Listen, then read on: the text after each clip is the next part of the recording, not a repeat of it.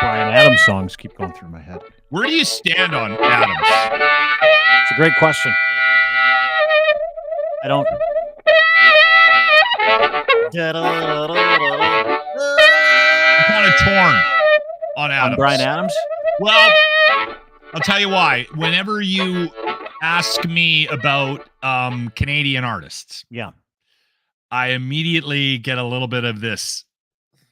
Mhm. Because I was on the radio for 107 years. 32. And I had to back sell that stuff for a lot of years. And our government, in their infinite wisdom, decided that they would do what they could to help promote Canadian music around the world by forcing terrestrial radio to play Canadian music ad nauseum to the point where it pissed everybody off in the country. And generally speaking, the mass majority of people hate Canadian music as a result.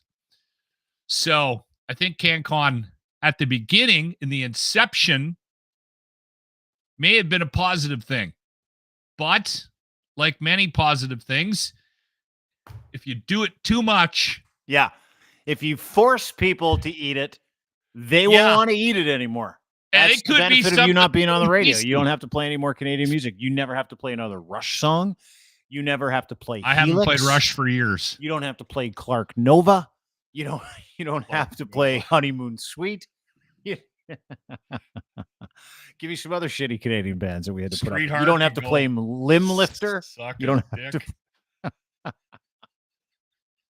You never have to listen to another Treble Charger song again, dude. Life is awesome. If somebody gave me an option to go rebury Kenny Shields in Winnipeg, I might take him up on that.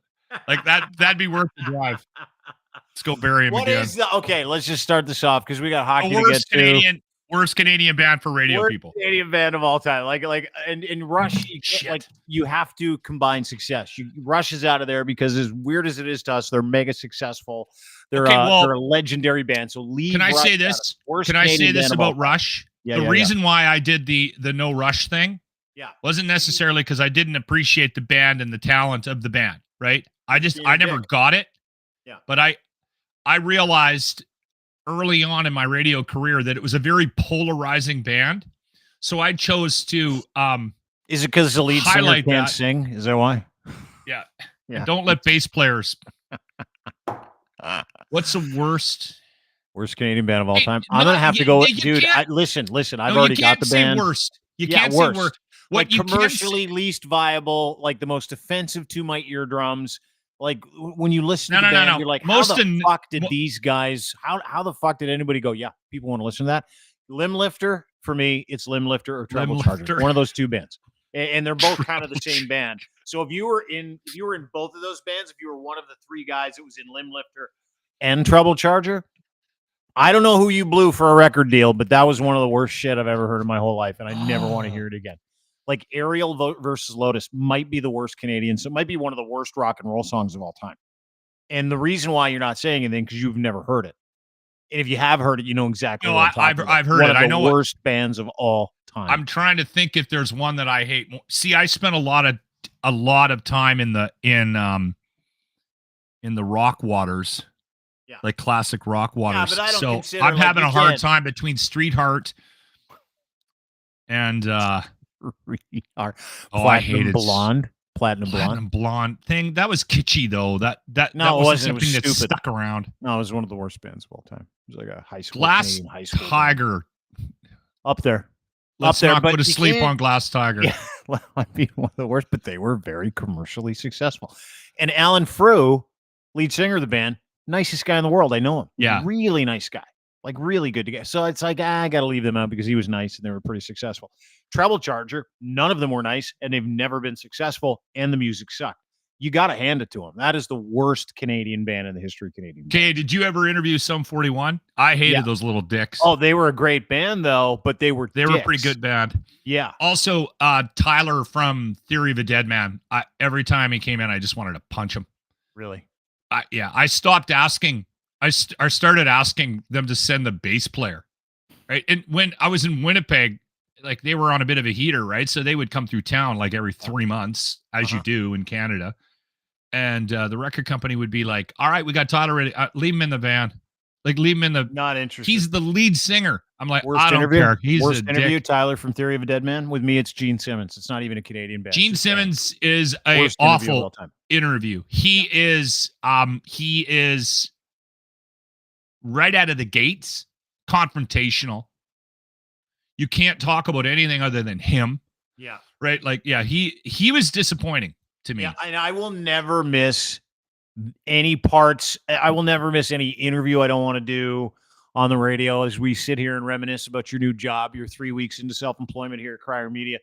You're not going to miss playing Canadian music, and you're definitely not going to miss playing Honeymoon Suite, Clark Nova, or Limb Lifter.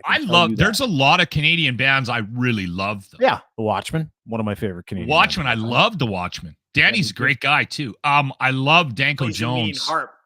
Plays a mean harp. Yeah. Danko Jones, loved. I was a big Hip fan, too. That's it. That band always had a very, very close spot in my heart. Yeah, all Canadiana. Anyway, we've got lots to get to. Just a quick aside as we open up the show. You have a surprise to start the show? Yeah, quick surprise, okay? All right. I got a gift from my wife. She's been listening. She's been listening to the show. No way. And she bought me this. What's that for? You hear that? Yeah. Why? You never listen to me, do you? How many times on this podcast have I said we need a bell? I don't know, because I don't listen. It's not a very good one. I don't think terrible bell. She spent a lot of money on it, but there's something wrong with it. What do we need the bell for again? Can you remind me? When someone makes a good point, I've always been looking for a bell. All right, let's move on. Oh, dude, we just have a sound I thought you'd be excited about it. I am excited. You can still hit it. It's just I don't think you're using the bell properly. I'm hitting the boom. No, you got to take your finger off it. Hit it once. There you go.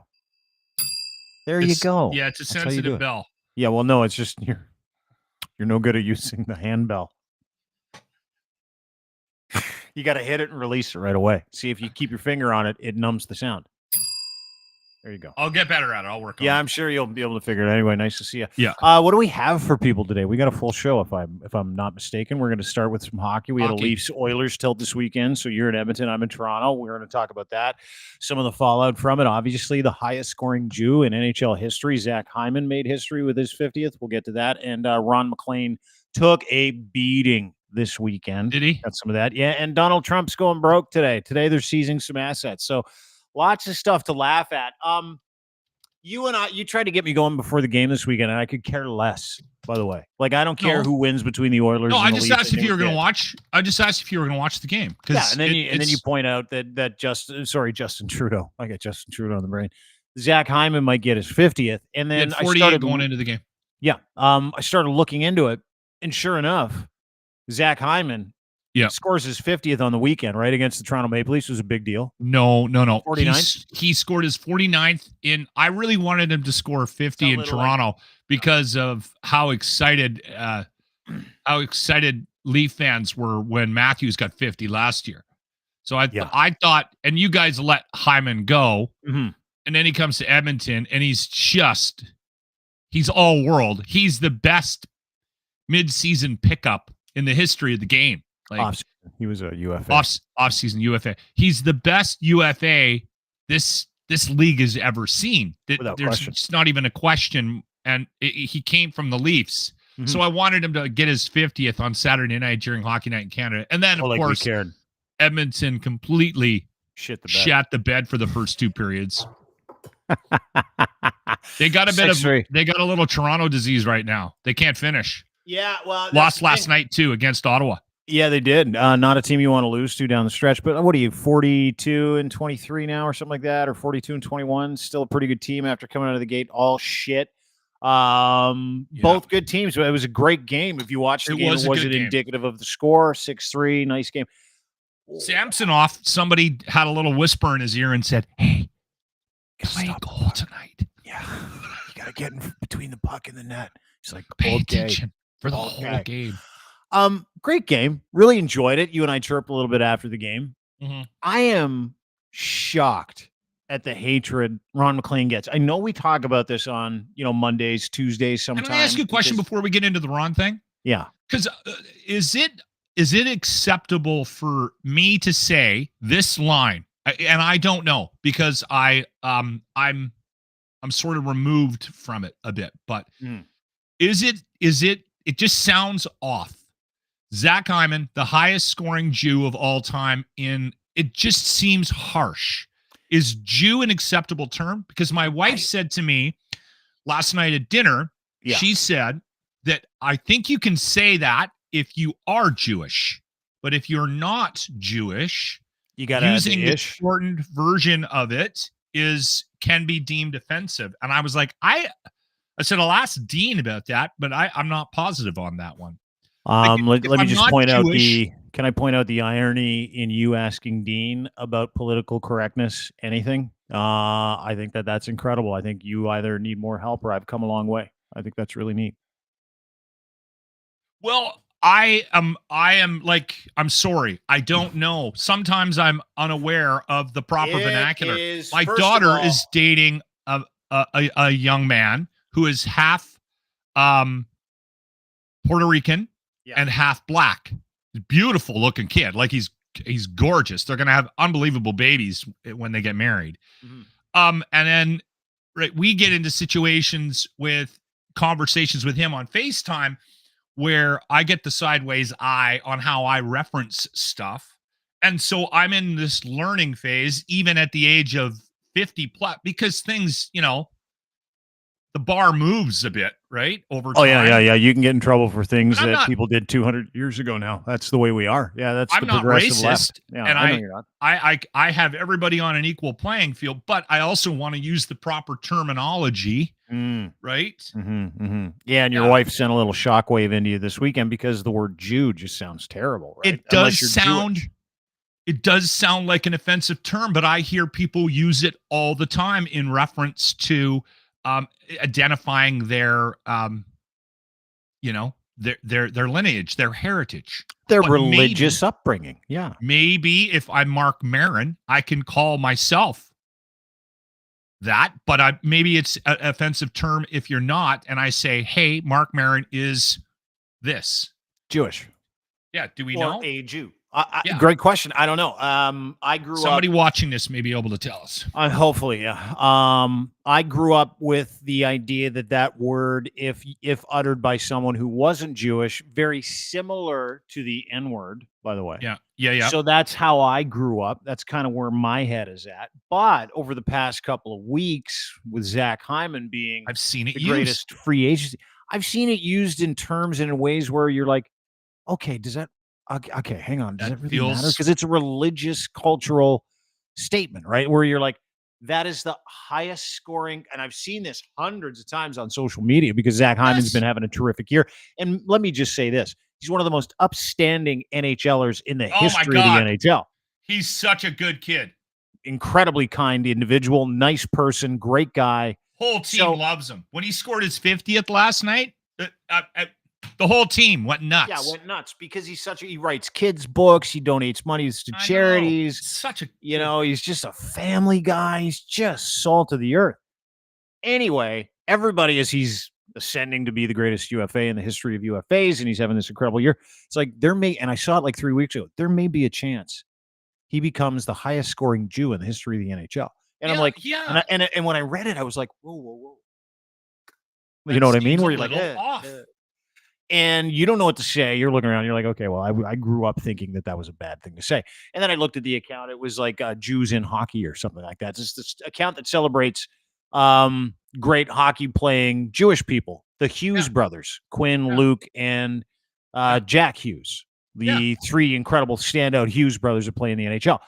And I'm like, oh, I didn't know they were Jewish. That's, I guess, cool or whatever. And as much as it is that, we learned that another player is Catholic or that guy's Mormon or that guy grew up a Jehovah's Witness, I just don't understand and I'm going to get in trouble for saying this. The identifying of that and the significance. As important to the fact that he scored 50 goals. Here, I can settle that for you. In any religious capacity, I don't see why anybody has to drag in the hereditary religion of anybody when it comes to any kind of physical accomplishment that has nothing to do with their religion, unless, of course, those religions were. I can help you out. Were oppressed, which, of course, Jews have been oppressed for thousands of years. So, I that doesn't sound bad. When I saw the highest scoring,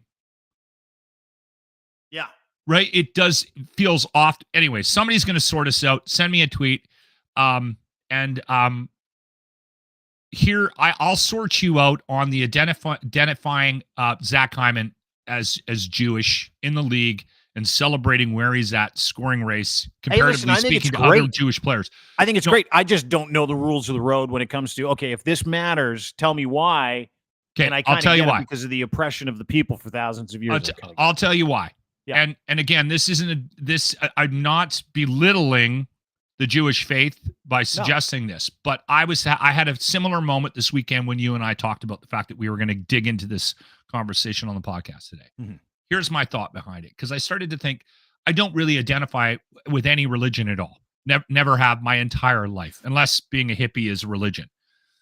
And then I didn't really identify as a hippie either. I sort of railed against that when I was a kid because I was raised by hippies. So you kind of rail against what your upbringing is a bit. Sometimes you rebel against it. And that's what I did. I kind of rebelled against the fact that my parents were crazy hippies, and they were. But I identify as a Canadian. And if somebody asked me if what I was, I would say, well, I'm Canadian, and I actually have pride in being a Canadian. Still to this day, regardless of politics, I am a Canadian. And if somebody, said, hey, what are you doing in Canada today? I would I'm going to wear a damn flag and I'm going to go out and I'm going to see the fire. I identify as a Canadian, and I don't think there's anything wrong with that. And I think it's a similar thing with other cultures. If you come to Canada, maybe you're proud to be from here, but maybe you came from Ireland and you probably go out on St. Patrick's Day and celebrate. I think it's a similar, not the same thing, but I think it's similar, and I think it's okay to consider yourself part of a group. Same thing with sports teams, right? Like if you have a favorite soccer team, you might not even live in Manchester, but you cheer for the team from Manchester, and you you buy the kit every year. I think it's similar. People are taking pride in Zach Hymen's heritage because of his success, and I don't think it's a bad thing. That's kind of where I'm at with it. Yeah, I would totally agree. I just was like, I think we get a little twitchy when religion's involved. Yeah, everyone's a little twitchy. I do, and then there's the racial implications of it too, where you're like, hey, hang on. And then, of course, what's going on in the world, anti-Semitism being what it is, right? Maybe that's the thing. Maybe that's the pushback. I don't have a problem with it. It came out of left field when I started reading it. I've just been inundated with not that he's one of the greatest free agent signings in the history of the NHL, and he's having a world-beating season, and he's an incredible individual. He also happens to be Jewish, and I think that that's a great narrative. It just is one of those things that warrants a conversation, especially now, right? Yes.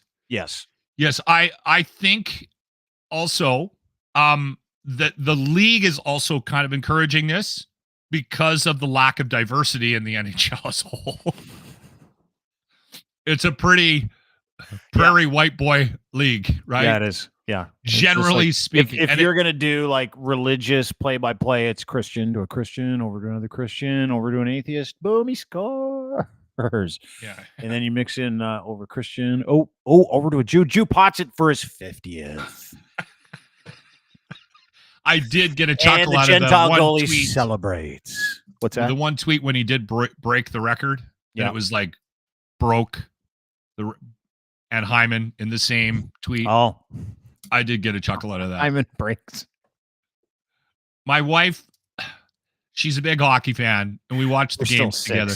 We're still 6. It's like we're still 6 that whole thing. It was like, that Hymen breaks. Whatever. But it doesn't matter.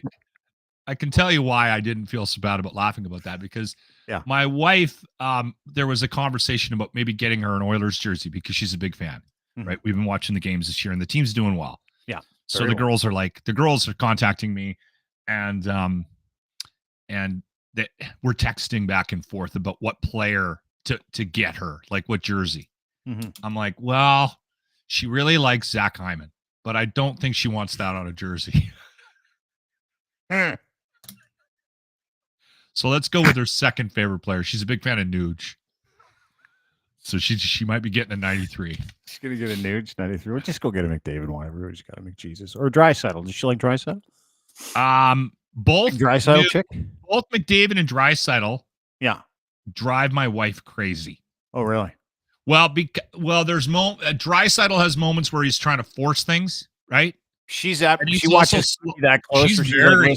I really like Draisaitl, but he forces the play too much. So I don't want his jersey. And McDavid sometimes is a little lax in defense. So she likes the all-around players. She likes the workers. She likes Hymen. She likes Nuge. Yeah, okay. Yeah, they can get her a Hymen jersey. Get her a Hymen jersey. I don't think she wants a Hymen jersey. That's all I'm saying. It doesn't matter what she wants. It does make us look a little like 6-year-olds. I'll live with that. But before we move on from hockey, again, I like Ron Maclean. I like him too. I think really he's a good person. I enjoy talking to him. Speaking of interviews, one of my favorite interviews of all times was with Ron Maclean. Absolutely. Happiest guy in the world. He's always given 110% every time he's on an interview, every time I've spoken to him, every time I talk to him. He's always smiling. He's always happy. He's a very nice man. Bullets this weekend, and I finally get why. I'm going to play a video for you, and I want you to pay special attention. I love Ron. I do. But at some point in time, it's like Tom Brady, Wayne Gretzky, Michael Jordan. At some point, everybody has to go, I'm looking around, and nothing looks overly familiar to me anymore. And I don't know. The best thing to happen to that Hockey Night in Canada panel, though, is Bieksa. He's awesome. I love Bieksa. He's great. I do too. I think he's one of the greats. He's such a like that whole panel when they did the shift to Sportsnet took a beating, right? Oh yeah, well because you know, and the George Stromanopoulos thing, that was that wasn't great. Good guy. I like George. He's got a nice little really Apple like George. Music thing. Yeah. But you know what happened is somewhere along the way, Spittin' Chicklets, this little podcast with Ryan Whitney and Biz Nasty, became the culture of hockey worldwide. So Kevin Bieksa enters the fray. People identify with him. It appeals to a younger demo. He's just real. He's just totally real. Yeah. It's the same thing with Luke Gadzik, who was on the panel on this weekend with Jennifer Botterill. Say what you like about him. He's of that demographic. He's a certain age where he talks differently. He feels like he connects with people differently. Ron is from the 50s. I do too. Ron's from the 50s and 60s, right? So Ron is used to dragging up like poetry references from the Group of Seven. I'm okay talking with it. About Bill Barilko, talking about shit that happened in the 70s and 80s. And the rest of hockey has moved on largely in thanks to the guys like Spittin' Chicklets. Everyone stopped reading. Because everybody stopped reading. The classics are no longer the classics. You know what? Ron can't even make hip lyric references anymore. No, he can't. No, because you're these guys. If you're pulling something off of Trouble at the Hen House, you're in trouble with the audience, Ron. You're in trouble. Every reference he makes is not just Margaret dated. Atwood. It's from like the 30s and the 40s and the 50s and the 60s, right? So everybody's looking around and like, what the fuck? Like, I'll get to the clip that He's made the everybody. Gordon Lightfoot of hockey. I'll get to the clip that made the entire panel go, what the fuck? But this is the panel's face as Ron is making a reference to look at him. Luke Gadzik's laughing. There's Ron. There's Jennifer going, I don't even know what he's fucking talking about. There's Jennifer again looking at the camera. There's Ron going into this question. And again, here's Luke and Bieksa looking at Ron. There's Bieksa's trying to find a way to make fun of him. Yeah, that's the thing is that they just do it on the show now. If you watch Hockey Night, it's awesome. I love it. It's found humor. So refreshing. I can watch Hockey Night in Canada now. Totally. It's good. Yeah. So fun at Ron for being old. Do it. So Ron, he's so old. Ron has a decision to make at some point. And everybody in certain demographics and jobs has this decision to make. Am I too old? Has the rest of this world passed me by? You can judge for yourself. Bobby McMahon, who had a hell of a night on the weekend against your Oilers. He had a couple goals in an apple, 3 points. He's a fourth-line grinder. He's from Wainwright, Alberta. He's a nice pickup. He's a nice little player. He's from Wainwright, Alberta. Your neck of the woods. And another person from Wainwright, Glen Satehr, who happens to be 140,000 years old.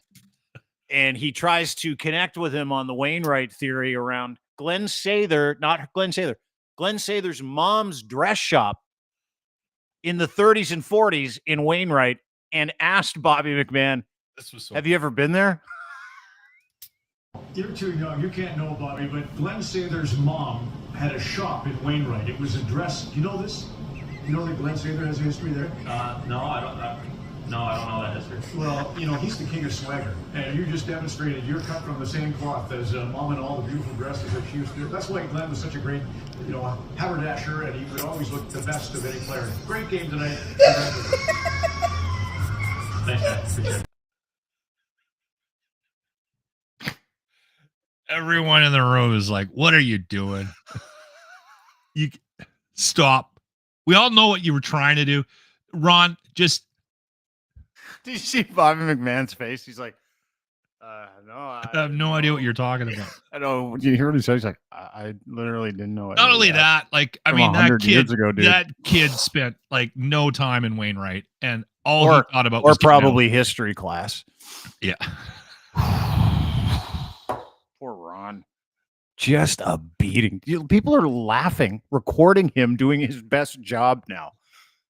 Like at some point, I still like Ron. I do too. I still like him, and there's a spot for him. There's a spot for him as long as people can see the humor in it, and he's got humility. He can laugh at himself, right? You see what he's doing there, though, right? Like Glen Satehr. And I'm stuck because I like him so much, right? He dress shop. You had a good night. The kid had a good night. Looked good on the ice. Hey, Bobby, 3-point night. Glen Sather's mom used to own a dress shop in your hometown. Remember that? No, actually, I don't know. I have no idea what you're talking about. We criticize all these hockey players for being meatheads and having meathead answers, and then you're dressing down a guy that's trying to put some class into the broadcast with an excellent reference to that kid's hometown. Sure. Yeah. You're the problem. So Dean, I'm the problem. You're the problem. It's not old man Ron. 1944. That guy's dad wasn't born until the 60s, until 20 years after Glen Sather's mom opened up Sather's dress shop. And he's like, do you know that, Bobby? No idea what you're talking about. Oh, I'm okay with and Ron. Then he called him a haberdasher. Like, that's a connection to the clothing. You're a real haberdasher out there, you say? You should just start talking like this the whole time. We're done by Bobby McMahon, you say? Number 74 for those Toronto. They were kind of laughing. They were kind of laughing at Ron, right? They were kind of, but did they? Because I saw that clip, but I missed that part in the broadcast. I think I was running downstairs to get a beer. Look at BX. Look at BX's face. He's like, just disgusted. Kidding me? Are we really doing this again? Ron, I'm trying not to bring up that you smell funny too, right? Like you got that old man smell. Please stop doing this. Because it's going to be full. Like, Kevin's just sitting there trying to locker room it up. Quick pivot, by the way. Speaking of out of touch, today's the day, dude. You know that, right? Today's the day. I watched Trump's entrance into the courthouse. So they're deciding whether or not when they're going to trial for the hush money. Stormy Daniels, that's next. Yeah, I mean, but who knows what trial is next? Also, yeah, no one's paying attention anymore. Everyone's given up. But this is the big part. The civil fraud case against Carol, right? Yeah.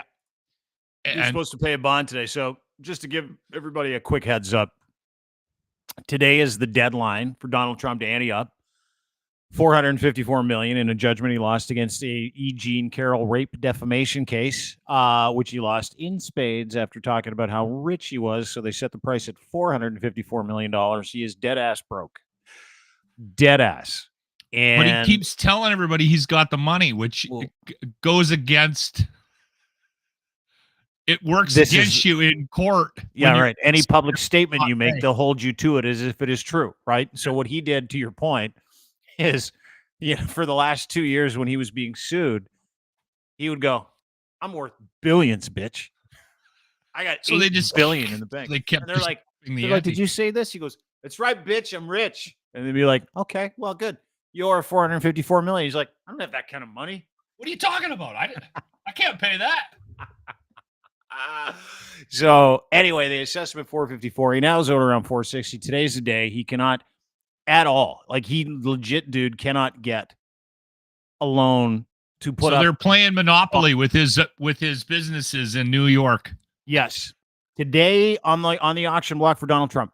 House is calling. Silver Springs Golf and Country Club in just outside of Manhattan. Lovely little place. Mar-a-Lago may be up for grabs as well today, if indeed there is any connection to whether or not they can get stuff out of the state. Yeah, they can get anything if they've got an agreement with the other state. New York has agreements with almost every other state to be able to seize items in financial transactions. Yes, correct. Okay. So they could take Mar-a-Lago today. And you know what he's doing today? I'm going to play this for you. He's begging for money. Watch this. Asking if you could chip in $5, $10, or even $25. I know that times could be tough, and they are tough under this horrible president that we have, crooked Joe Biden. $5, $10, or $20. That guy's been reduced to begging for $5, $10, or $20 today. So Letitia James is going to collect on those seized properties. He is out of time. Today is the day, 5 p.m. If he does not file and hand over a check for $462 million with interest, 662, that's the 462, to the New York State Attorney's Office at 5 p.m. Eastern time today, bailiffs are going to walk into either 2 to 7 Trump properties, including Trump Tower, which is worth $371 million. And they are going to change the locks, kick everybody out, and they are going to take possession of between 2 and 7 Trump properties. And Trump is now considered broke. And how broke is he right now? This is great. He is so broke, even his own staff are calling him Don Corleone. No way. And it is a hashtag that is trending, and he is losing his fucking mind on Truth Social right now. Says everybody's out to get him. Everything's rigged. Of course, everything's rigged. It's all rigged. It's a witch hunt, Dean. It's a witch hunt. Can't believe it's happening to me. And today you're going to find out at 5 o'clock. Like, I'm done saying, oh, this is what's going to happen. I'm just looking forward to 5 o'clock today, Loch. That's all I care about. I want to see what they take, if they take. I want to see the Truth Social tweets. I want to watch. Are we going to get video of that? Today. Yeah, dude. I think we are. I think we're going to get video of people and bailiffs walking into. Yeah, I do. I think we're going to get that. I think we're going to get that today. I really, really do. Can I ask you a question? Yeah, for sure. Let's say you're at the bailiff's office. Yeah. Okay. And you're at work on Monday, and everyone knows that you're going to collect Trump properties. Mm-hmm. How excited are you Pumped. For your job today? So excited. If you're a repo guy and you get a Trump file put on your fucking desk, okay, I'm going to steal something. Yeah. I'm going to pocket, like, I don't know, just something. Yeah. Anything. Doesn't matter. Something out of the gift shop. Maybe something out of Donald's private suite, right? Maybe the strap-on that Melania uses to peg him at night. Who knows? The golden strap-on for pegging. No one knows. But I want to play this for you because I find this, or I want to show this to you. He is not only losing his mind this weekend. Donald Trump claimed at the age of 77, I'm a golfer. We're going to go through this, to have had a big weekend outside of, fighting the rigged world. He says that he won the senior and club championship at his golf club. So both of them. He's the senior club champion and he's the men's open club champion at Mar-a-Lago and Trump National Golf Course, which apparently happened this weekend. This is what he put up. Joe Biden's already commented. Congratulations, Donald. Quite the accomplishment. Just keep in mind, this is a 77-year-old guy. It is my great honor to be at Trump International Golf Club in West Palm Beach tonight, awards night. This is what's important to this old fuck. To receive the club championship trophy and the senior club championship trophy, quote, I won both. A large and golfing talented membership. It doesn't make any sense. A great and difficult course made The play, very exciting. The qualifying match and play was amazing. Large and distinguished group will be there tonight. Very exciting. Thank you. This guy is under 91 criminal indictments. He's having his property seized today, and this was his big announcement. Let's take a step back from this, Dean. A lie that he won the senior championship. Let's and the men's championship. He was low man in both. And let me say you this, as someone who has competed in the men's club championship as a scratch golfer and came in 13th when I was really good at the game, there is no fucking way he won either of those. None. Anyway, you want to take a step back, and then I've got a video. Let's just say, just for shits and giggles. All right. Let's say that we believe that. And listen, I'm not saying I do. Let's just say, let's suspend reality for a moment. Yeah. And let's say that he actually did win. Okay? Yeah. How remarkable is it that man, with everything happening in his life, is able to perform on the golf course? Like, seriously. How remarkable is it that he could actually golf? I've got some stuff going on in my life, but I mean, when you take a step back and you really start to compare what's happening to you and your life, and compare it to what other people are going through in the world. And I'm not suggesting that Donald Trump has anything to, freak out about, right? Because he brought it all on himself. But the guy, any human being, would be wildly stressed out about the circumstances that he's dealing with day to day. And the fact that he can operate golf shoes and grab a 9-iron and head out and have a half decent round is kind of an impressive of how remarkable of a psychopath he is. Like, he might be one of the most disassociated individuals you've ever seen in your entire life. How he can separate, literally, like being a seditious traitor charged with 91 crimes, the kind of stuff most people get put to death for. The fact that he's up against it, the fact that he's broke, the fact that the entire world is onto him and knows that he is legitimately the Manchurian candidate, and still takes time to lie about his weekend golf course, is kind of remarkable. It's kind of impressive, isn't it? You think about it? He's not like, there isn't a human being on the planet that I know that could deal with 1/100th of that stress and go, you know what? Let's go play some golf. See how it goes. You know what? I'm the winner of both. I won the senior and the men's today. I'm just going to tell everybody that. And you know what's really important to me? Like, in the list of priorities in that man's life right now that we're aware of, you know what took center stage? Him telling everybody that he's the best golfer in his club, and there will be lots of people there to congratulate him. That was that important to him, Loch. I'm not kidding you. That was what we just were like. And if that doesn't tell you the story of this guy on a day where he's going to lose everything and people are calling him Don Corleone, and he's asking people to stop calling me that, literally on Truth Social all day. Stop calling me Don Corleone. I'm rich, bitch. He's not. He's got nothing. He's got absolutely nothing left. If that doesn't tell you the story, maybe this video will. This is a video of Donald golfing in his club championship on the weekend. Now, if he shot a 70, which he said he shot, with a hosel rocket like this, I'll be shocked, because I want you to watch. This is Donald Trump in his club championship rifling a shot 5,000 yards to the right. Let's watch this. I'm shooting right now. There we go. Let's see if we can hit the green. It's tons of fun.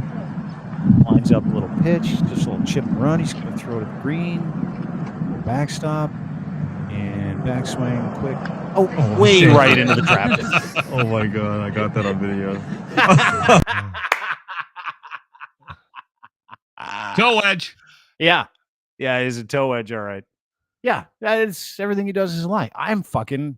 Dude, everything that guy has ever said is garbage, and today is one of those little markers, little D-days, which we get to enjoy. So you know the sad part about it, and I've mentioned this before. The sad part about this whole Trump phenomenon And you know what? Every time we end up talking about Trump, I'm always sort of,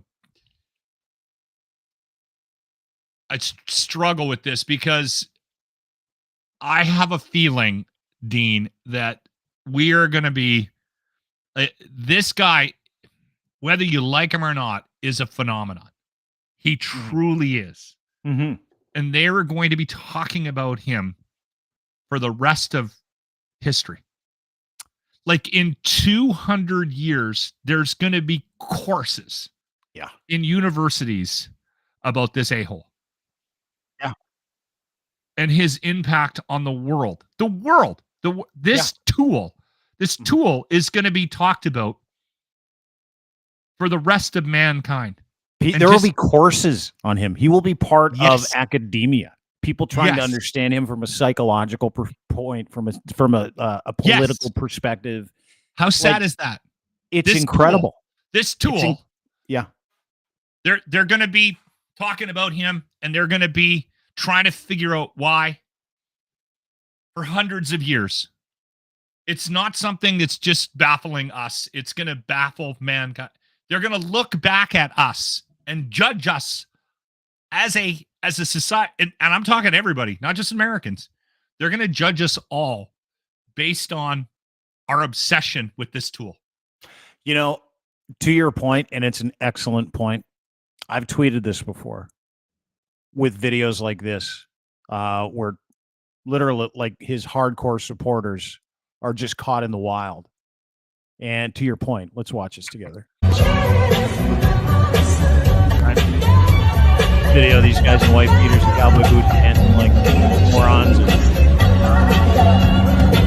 Meal Team 6, otherwise known as.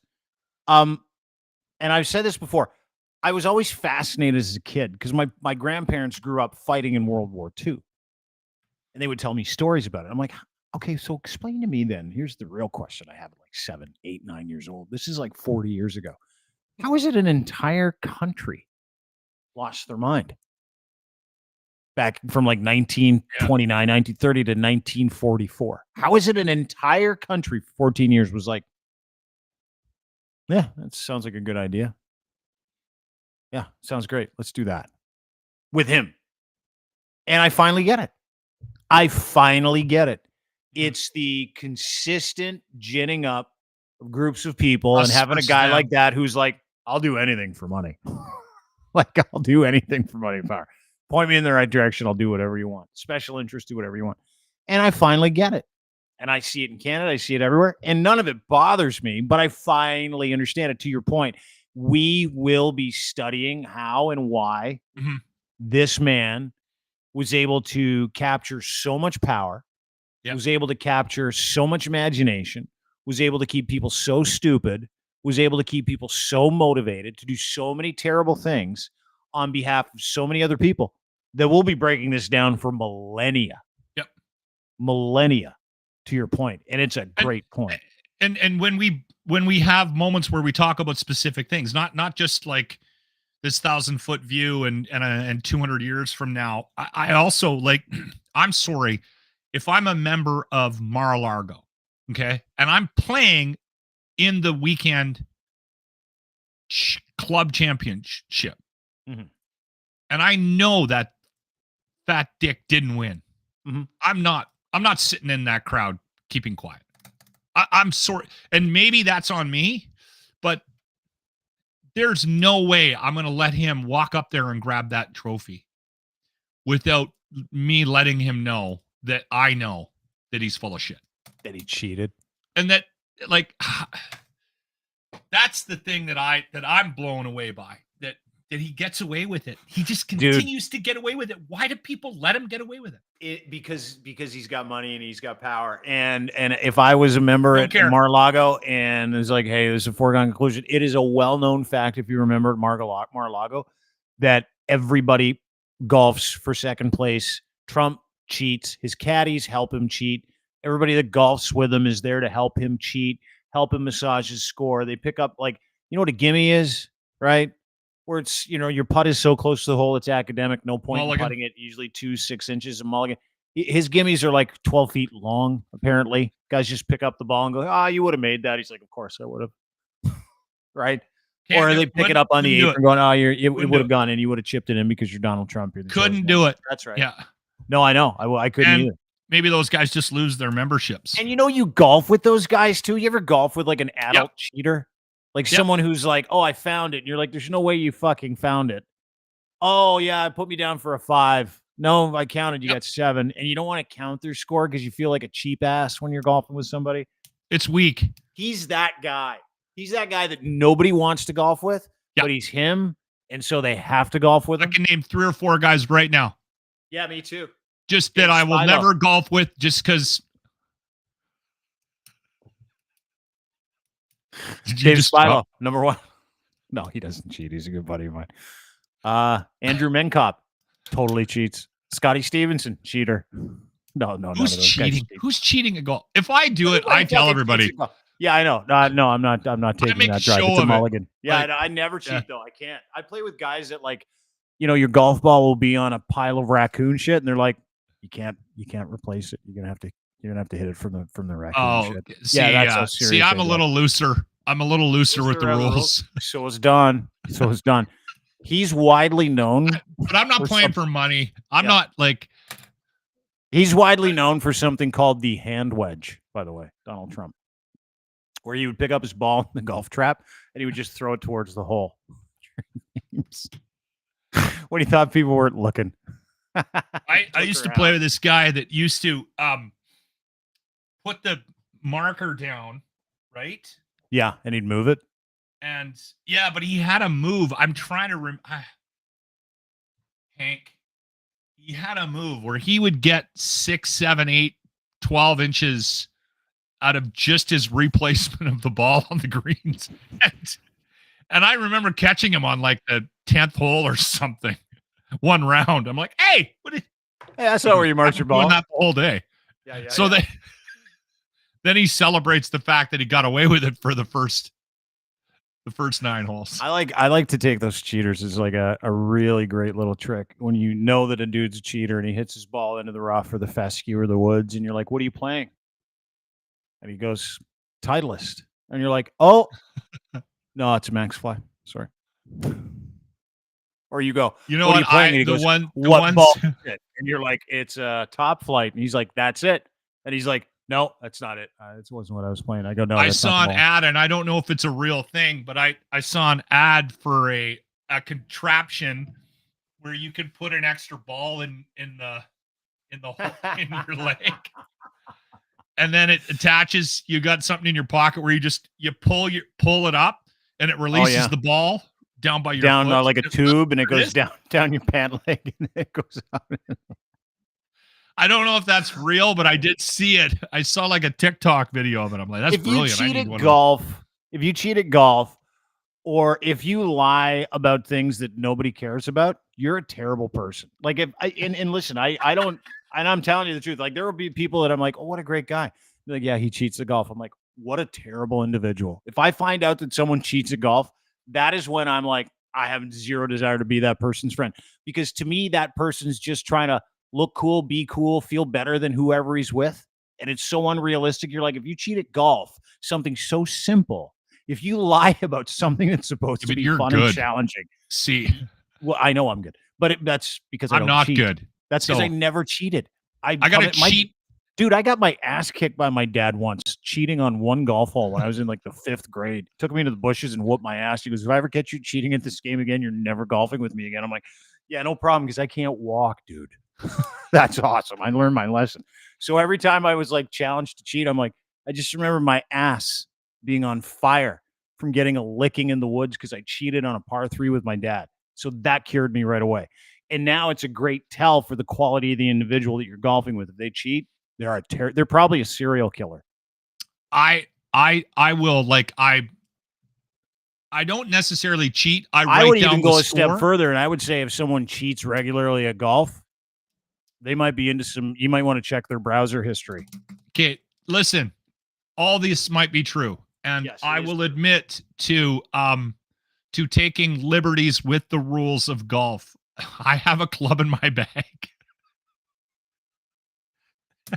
that when I pull it out in front of really good golfers, they get on me right away. It's like one of these. It's like a chipping putter.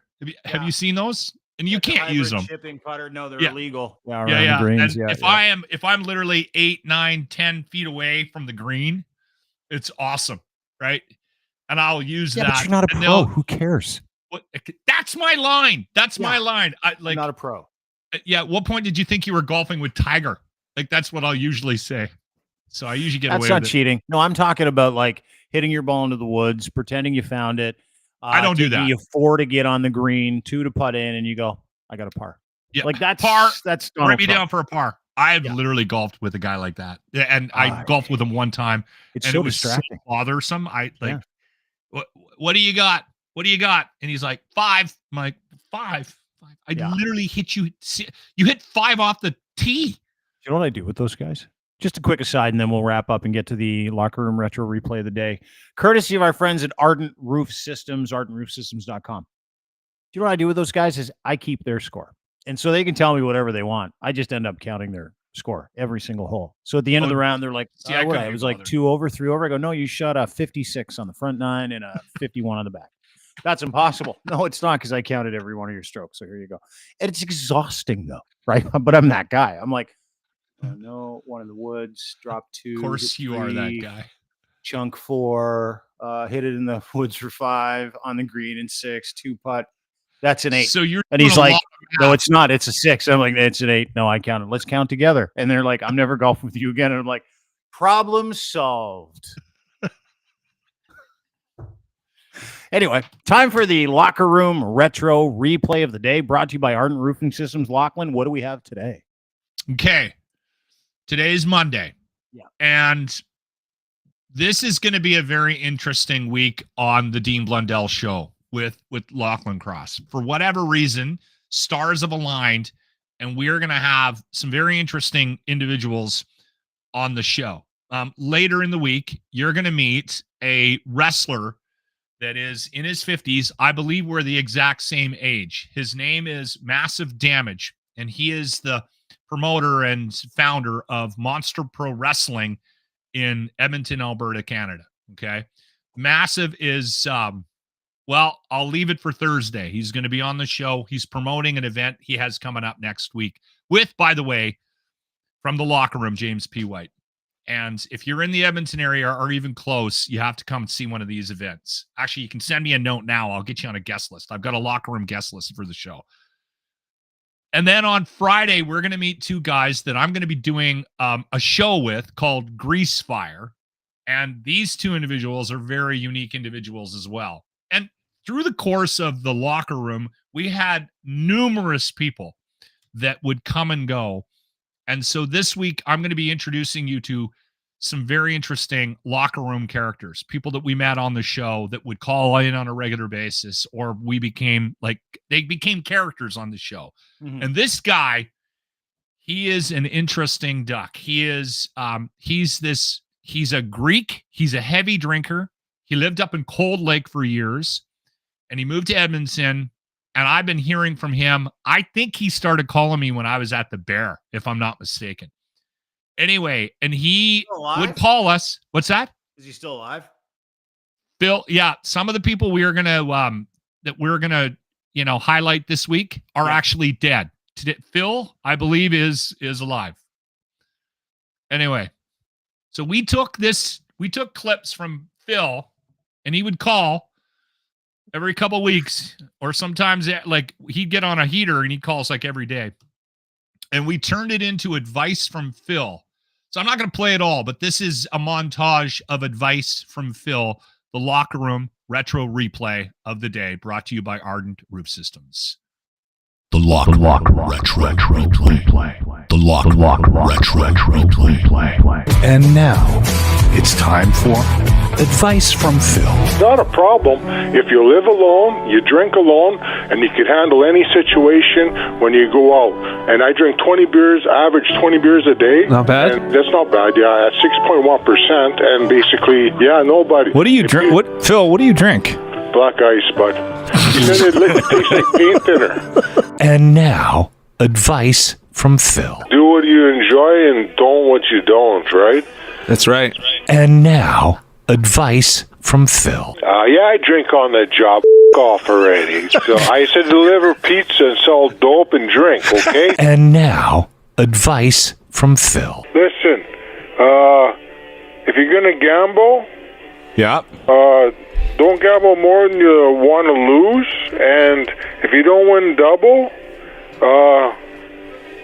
what am I going to say here? If you don't win double, Yeah. it's double or nothing. If you, whatever you put in, don't walk away unless you walk away with double. Oh my God. Okay, that's good advice.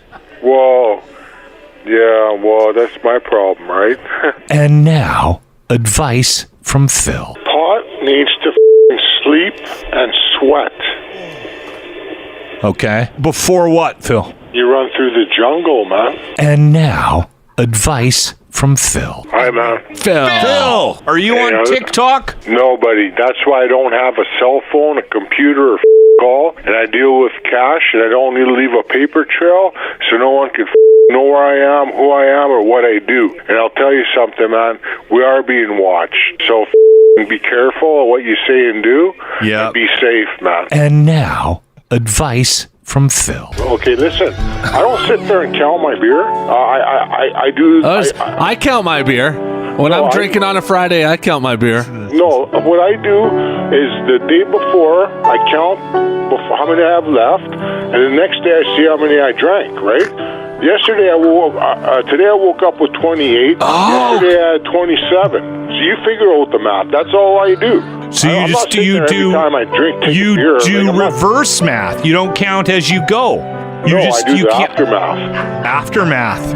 Yeah. I like that. They should teach that. Phil. What? Phil, that's really smart. Well, I'm not, I gotta control myself here, because today I gotta go see a doctor to do a couple things, and basically I gotta be sober. But whatever, I just cracked my third beer. Chilling out, man. I need to cut the edge. My social worker says don't go there drunk.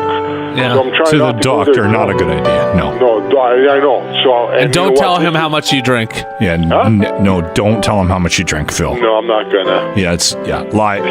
Yeah, I'm gonna lie. I just say I can't afford it, man. Like, Hey. I'm not. Hey, and ask for lube. What? Like when he with the fingers, just say, hey, listen, can you put a little? You could do that by blood work nowadays. And if you don't have to get the finger, you can do it by blood work. No, I think you're getting a hand up there, Phil. No. Listen, I'm going to a psychiatrist. This is what I'm going for today. Oh, it's not different. Yeah, Okay, but if somebody's looking up your bum at the psychiatrist, then that might be the wrong psychiatrist. That might be an issue. Yeah. Yeah. No, Okay. I'm not going. No, Phil? he's not. This is a different. Phil, you got to call. You better take that. I know. I got to call. I'm Probably sorry. your parole officer. See ya, Phil. Okay, take care, bud. And now, Oh my God, I love Phil. I worry about Phil. He goes hard in the paint. What I do is I count the beers after I drink them. So if I had 28 and I counted 27, You know I got what? one left. I put that out on all my socials. It's up on the Locker Room YouTube page. There's another 2-3 minutes. I had to stop because I didn't want to kill Dean. Oh my God. I haven't laughed at brilliant. radio in a very long time. Thank you. In fact, 10 years. You laugh job. at these retro replays. I always laugh at them. Yeah, well, it's because you did a good job, right? It's because you were good at what you did. Like, that's real humor. That's being able to take somebody who just calls in and make them a star because they're just so themselves, so simply themselves. And you don't take anything from them other than that moment, and they willingly give it to you. That's found humor. It takes like a radio fucking genius and legend to grab a caller like that and know that you've got miles of content with that guy just by letting him talk and be that person. So well done. And I would like to get him on the show. That's the other thing. If you can track Phil down, I would like to get an update and see how he's doing on the podcast. I have his phone number. Do you? Yeah. I think we should do that. I know he doesn't have like a phone or a computer or quote any of that shit. I'm just maybe we'll wrapping try. my head around how I would involve him in the podcast. Well, you would tell him where you are now and ask him how he's doing. No, I'm And just then like, get him to give us advice for our lives in the digital world. Same thing. You would just get him to give the same advice, only here. He's not very connected is the issue. You're going to have him over to your house. You're gonna all those calls were on a landline. Are you serious? Like get plugged into the wall? He had a landline, but he had one of those Razor flip phones. Yeah. So that's we can do phone numbers here. We don't have to do like video links. We can do a phone link where you can just dial a number and dial in, but that might be hard too. Yeah. Oh yeah, we can do all of that here. Yeah. Okay. All right. We'll work Zoom on that for sure. By the way, one last thing, because I wanted to mention this. I wanted to get to this. That new Roadhouse, the one on Prime with Jake Gyllenhaal and Conor McGregor, it's awful. It's so bad. Don't do it. Don't watch it. Because the original one was pretty shit too. No, come on. No, it was shit. Dude, when you're like 12 and you see I went back and watched it. I disagree it's with awful. you. It's a good movie. It's one of the worst movies ever made. I always had that movie for some stupid reason had a special place in my heart. You know what? After we talked about Roadhouse last week, because we talked about Conor McGregor being coked out at the Roadhouse premiere last week, and then you're like, it's the remake of this original. I went back and watched the original Roadhouse like you did that night. And I sat through 45 minutes of it, and I got to the scene where Swayze rips out that guy's throat, and I'm like, I have zero desire to watch any of this anymore. It is so bad. It is so fake. It is so terrible. And I forgot how bad it was. But, dude, we didn't have a choice back then. We get like a choice of a million different shows now. So my question to you is, and you need to tell everybody, because if you watched the original Roadhouse when you were dumb and didn't know what entertainment was, and now that you do, is it worth wasting 2 hours on? Yes or no? Okay. So first off, you and I are not going to agree on the original. I don't know what it was. There was something about that original, and I've rewatched it a couple of times since it came out in 1986 or whatever it was, 84. Okay. And I loved that movie. I loved that when I was a kid. And I still, like I said, I'm still fond of it. Like I've gone back and rewatched some older movies and gone, wow, what was I thinking? Like the original Dune. Like you and I. Oh, it's so bad. It was brutal. Like the new Dunes are amazing. I went back. I loved the Dune movie when I was a kid. That came out in like 88, 89. And I thought that, like, I remember loving that movie. And then I went back and watched Porky's is another one. Yeah. Great movie. That movie, I remember watching that and thinking that was the greatest thing in the world. And there, the scene in the shop, I have fond memories. And then I went back and rewatched that like 10, 15 years ago. And I'm like, oh my God, that is like one of the worst movies ever made. No question. So Roadhouse is not that to me. If you go and watch the new Roadhouse on Prime and you're looking for a reason to watch it, and I can't explain what they did, but they did something very different with the fight scenes. And that to me is the only impressive thing from that movie. Somebody made a good point when I was talking about it on the weekend on Twitter. They were like, you know what? This movie, if they hadn't have said it was another Roadhouse and sort of jigged the script a little bit, I think it wouldn't be perceived as bad as it is because people's fondness for that original movie. But then I said to the guy, and he's like, why would they do that? And I'm like, well, look at all the press they got for remaking Roadhouse and putting Conor McGregor in it. Right. So was he any good in it, by the way? It was awful. He was god awful. Terrible. Yeah. That's what I've heard. I've seen so many reviews of the movie and none of them are good. But what's worse than the review of the movie is the reverse of Conor McGregor being as shit as he was. And apparently everybody on set was like, that guy was a fucking train wreck to deal with too. Like a train wreck. Always coked out, always late. Brutal. Never on time. Told people where he preferred to stand instead of standing on his mark. Like he was just that fucked up for the entire filming of the movie, apparently. But so that's what you get. One redeeming thing from the movie, because as soon as he stepped in, it actually, I was like, okay, because he makes it his first appearance like 25, 30 minutes into the movie. And as soon as he does, it's like, oh no, this is a bad movie. And it was actually had some legs. I mean, Jake Gyllenhaal, whether you like him or not, I'm not a huge fan. He actually has some chops. So he was making a go of it. But they had some fight scenes, Dean, And maybe if you get a chance to watch it, or somebody that knows more about how they do that shit in Hollywood, I was blown away by the fight scenes and how realistic they made it look. And I read something, like one of the reviews that I read this weekend talked about how they filmed them, but I don't know enough about film and sort of the intricacies of that to understand what they did, but it was pretty insane. The fight scenes, in my opinion, it looked pretty incredible. So the fight scenes are worth it. Dude, I'll watch it for the fight scenes and just know that the movie's going to suck.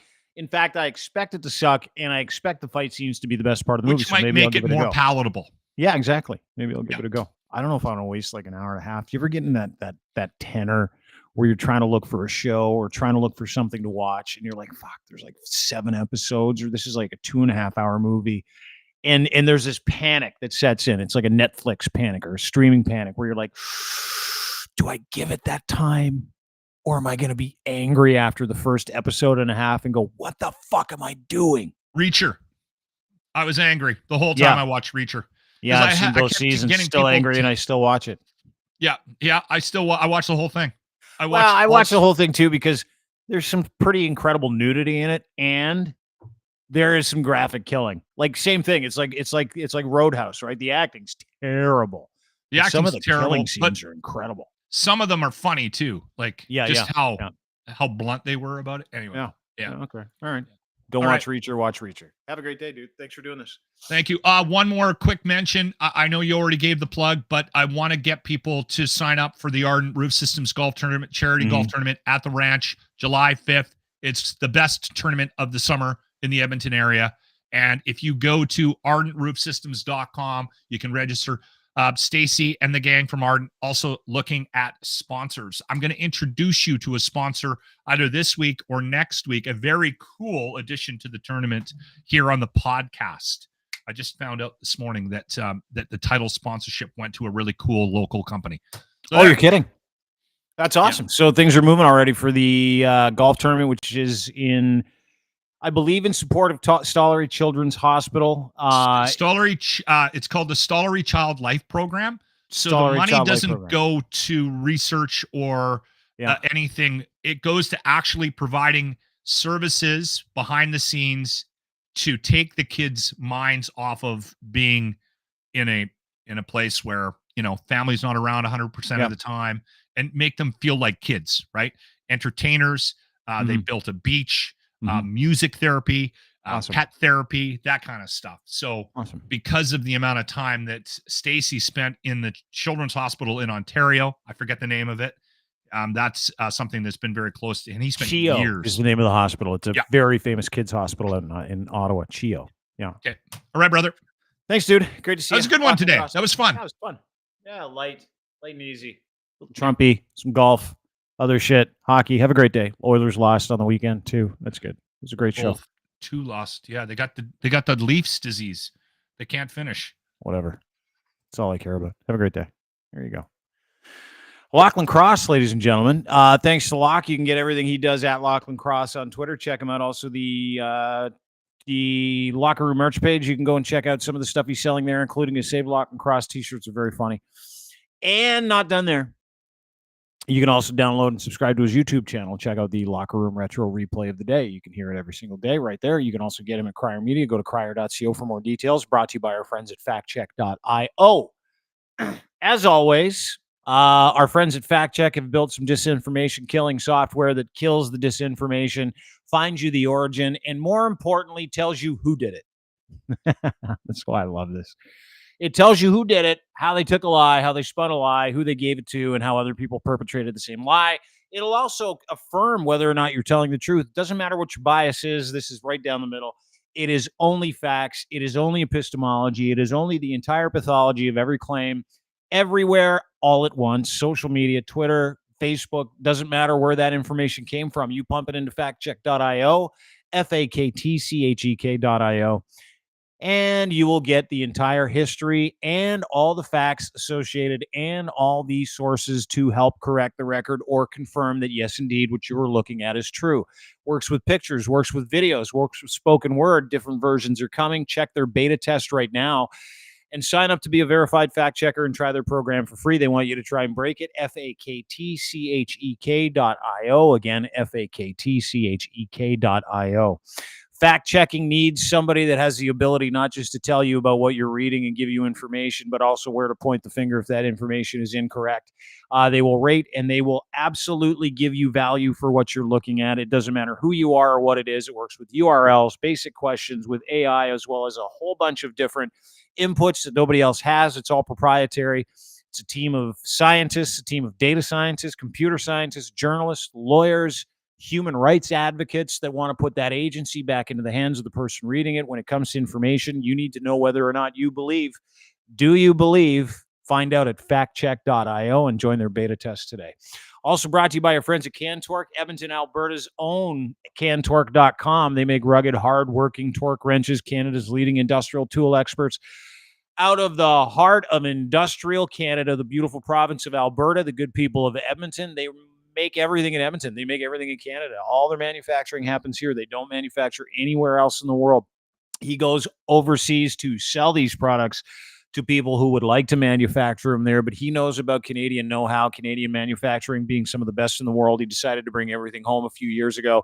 He's got a nice little Canadian emblem on every single one of his tools. You can have a look at what they do at CanTorque, including all their products, services, and all their torque wrenches. They're the leading industrial tool experts in Canada. They offer the very best in sales, service, rentals, calibration, maintenance, and custom fabrication of industrial torque tools, bringing you unparalleled expertise, 20 years of experience and knowledge at the table. CanTorque offers a complete range of services, products, making them your one-stop destination for all your bolting needs, heavy machinery, nuclear, railroad, forestry. If you have a torque wrench solution you cannot find one for, they will make it for you. That's how good they are. Any impact socket, any flange, maintenance systems, they ensure optimal performance and peace of mind. Go to cantorque.com for more information. Also brought to you by our friends at Muse Massage Spa. Emily and Riley have it's not maybe, it is the most high-end spa in the country of Canada, here in Toronto. They have visits from people all over the world.